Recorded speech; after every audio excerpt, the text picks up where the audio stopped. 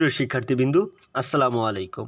আজ আমরা অ্যাডমিশন সিরিজের বাংলা ব্যাকরণের গুরুত্বপূর্ণ টপিক সম্পর্কে আলোচনা করব, যে টপিক থেকে অ্যাডমিশনে প্রশ্ন হওয়ার সম্ভাবনা 100%। শুধু তাই নয়, এই ক্লাসের শেষে থাকবে ব্যাখ্যাসহ বিগত বছরের প্রশ্ন সমাধান, যা তোমাদের ক্ষেত্রে খুব গুরুত্বপূর্ণ।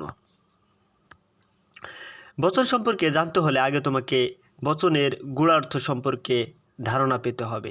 বচন মানে কি? বচন মানে হচ্ছে সংখ্যার ধারণা। সেই সংখ্যাটা কিসের সংখ্যা?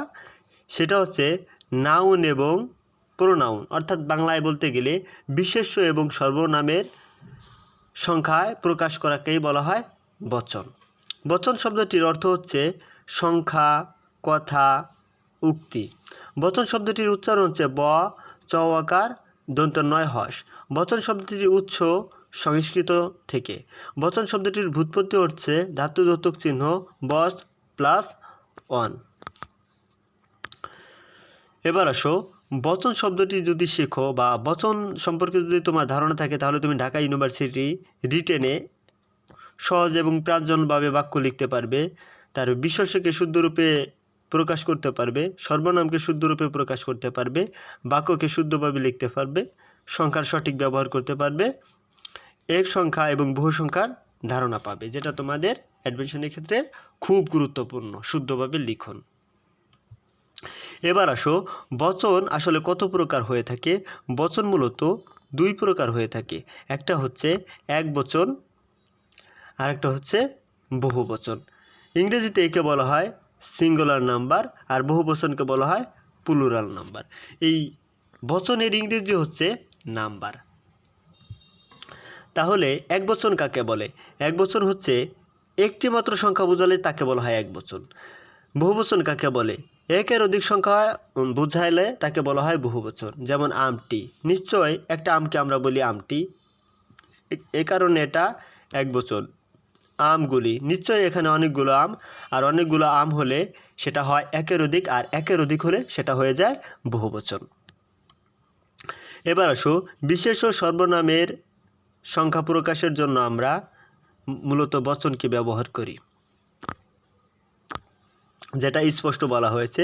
কেবল বিশেষ্য ও সর্বনাম পদের বচনভেদ হয়। দেখো, বিশেষ্য, সর্বনাম, অব্যয়, ক্রিয়া, এই যে ব্যাকরণের অংশ আছে, কোনো কিছুর কিন্তু বচনভেদ হয় না। শুধুমাত্র ব্যাকরণের দুইটা অংশেরই বচনভেদ হয়। একটা হচ্ছে বিশেষ্য, আর একটা সর্বনাম। ক্রিয়ার কিন্তু হয় না, অব্যয়ের কিন্তু হয় না, সংযোজক অব্যয়ের কিন্তু হয় না, ক্রিয়া বিশেষণের কিন্তু হয় না। হয় কোনগুলার? বিশেষ্য এবং সর্বনাম, এই দুইটা পার্টস অফ স্পিচ বা ব্যাকরণের অংশের ক্ষেত্রে বচনভেদ হয়, আর কোনোটাই হয় না। এবার চলো, আমরা মূলত কি কি অংশ যোগ করে, একটা শব্দের সঙ্গে যোগ করে আমরা বচনভেদ করি, সেটা হচ্ছে রা, এরা, গুলো, গুলি, দিগ, সব, সকল, সমুদয়, কুল, বর্গ, নিম, রাজি প্রভৃতি, নিকর, মালা, আবলি, এগুলো ব্যবহার করে আমরা বহুবচন করি বা সংখ্যা নির্দেশ করি না, বিশেষ্য এবং সর্বনামের। এবার চলো, উন্নত প্রাণী বা ব্যক্তিবাচক শব্দের সঙ্গে ব্যবহৃত বচনবোধক শব্দ। দেখো, যখন একটা উন্নত প্রাণীকে নির্দেশ করা হয়, সেই উন্নত প্রাণীর সংখ্যা নির্দেশের জন্য আমরা গণ ব্যবহার করি, বিন্দু ব্যবহার করি, মণ্ডলী ব্যবহার করি, বর্গ ব্যবহার করি। দেখো, দেব, দেব নিশ্চয় উন্নত। নর, নর তো মানুষ, মানুষ তো অবশ্যই উন্নত প্রাণী, জনগণ। এ কারণে আমরা এগুলো বহুবচনের ক্ষেত্রে আমরা গণ ব্যবহার করি। তারপরে দেখো, সুধী, সুধী তো মানুষদেরকে বলা হয়, ভক্ত মানুষদেরকে বলা হয়, শিক্ষক মানুষকে বলা হয়, এ কারণে আমরা বিন্দু ব্যবহার করেছি। তারপর রয়েছে মণ্ডলী, দেখো এটার সেম উদাহরণ উপরে রয়েছে, এটা হবে না। বর্গ, পণ্ডিত বর্গ, মন্ত্রীবর্গ। আশা করি বুঝতে পারছো যে সব ক্ষেত্রে উন্নত প্রাণী থাকবে, সে উন্নত প্রাণীর বহু বচন বোঝানোর জন্য আমরা এই যে শব্দগুলো দেখছো, এগুলো আমরা বসাই। এবার চলো, বস্তু ও প্রাণীবাচক শব্দের সঙ্গে ব্যবহৃত বহুবচনবোধক শব্দ। যদি কোনো বস্তু থাকে বা প্রাণী থাকে, সেই ক্ষেত্রে আমরা কুল ব্যবহার করি, তারপরে মনে করো যে সকল ব্যবহার করি, তারপরে ব্যবহার করি সব, সমূহ প্রভৃতি। লক্ষ্য করো, ভাই সব প্রাণী, পাখি সব প্রাণীবাচক, তারপরে রয়েছে বৃক্ষসমূহ প্রাণী, মনুষ্য প্রভৃতি। ঠিক আছে, তবে এই যে দেখো কবিকুল, তারপরে রয়েছে কি মাতৃকুল। এই কবিকুল কি প্রাণী? না। মাতৃকুল কি প্রাণী? না। এক্ষেত্রে আমরা ব্যতিক্রম লক্ষ্য করি। কবিকুল এবং মাতৃকুলের ক্ষেত্রে এই দুইটা শব্দই ব্যতিক্রম, যার সাথে কুল বর্ণটি কুল অংশটি যুক্ত হয়। আশা করি এটা বুঝতে পারছো। এবার চলো, যদি জন্তুবাচক শব্দ হয় সেই ক্ষেত্রে আমরা বহুবচন বোঝানোর জন্য কি ব্যবহার করব? পাল এবং জুত, এই দুইটা ব্যবহার করবে, যেমন গরুর পাল, হস্তি জুত। এবার লক্ষ্য করো যে বস্তুবাচক বা অপ্রাণীবাচক শব্দের সঙ্গে বহুবচনবোধক শব্দ বসে হচ্ছে আবলি, গুচ্ছ, পুঞ্জ, মেঘ। দেখো পুস্তক বলি, পুস্তক কি বই, এক্ষেত্রে এটা হচ্ছে বস্তুবাচক। কবিতা গুচ্ছ, মেঘপুঞ্জ, কমলনিকর প্রভৃতি, এগুলোর ক্ষেত্রে আমরা কি করি? বহুবচনবাচক শব্দের ক্ষেত্রে আমরা এগুলো বসাই বহুবচন করার জন্য। তাহলে দেখো বহুবচন ও অপ্রাণীবাচক শব্দের আরও কিছু বহুবচনবোধক শব্দ আছে যেগুলো আমাদের দেখতে হবে, যেমন দাম, তারপর মালা, রাজি, নিশ্চয়। এগুলো কি বস্তুবাচক এবং অপ্রাণীবাচক শব্দের সঙ্গে বসে।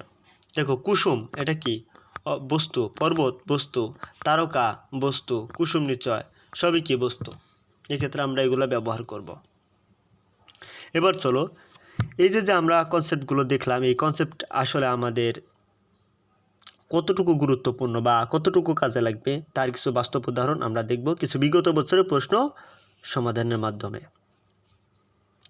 লক্ষ্য করো, নিচের কোনটি সমষ্টিবাচক শব্দ নয়?